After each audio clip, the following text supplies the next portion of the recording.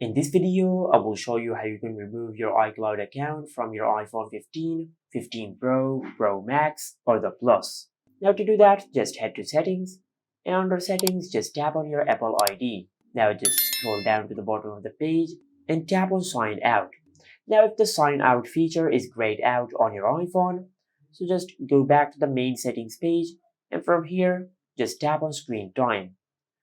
Now for the next step, you will need the password of the parental controls. After you get the password of the parental controls on your iPhone, then just scroll down even more and tap on Content and Privacy Restrictions. Then just disable this toggle and enter the password of the parental control settings of your iPhone. After that, just go back one step and tap on Change Screen Time Passcode.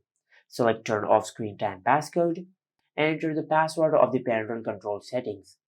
After you do that, then just go back to the main settings page, and from here just tap on your Apple account, and you will notice that the sign out feature is not grayed out. Now just tap on it.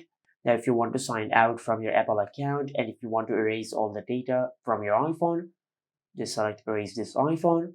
But if you want to keep your data and sign out at the same time, just select sign out but do not erase data. Then tap on continue. Now just enter the password of your Apple ID. After you enter the password of your Apple ID, then tap on Done. Now just wait for a couple of seconds for your iPhone to completely remove your iCloud account. And this is it. Make sure to like, comment, and subscribe. Thank you for watching.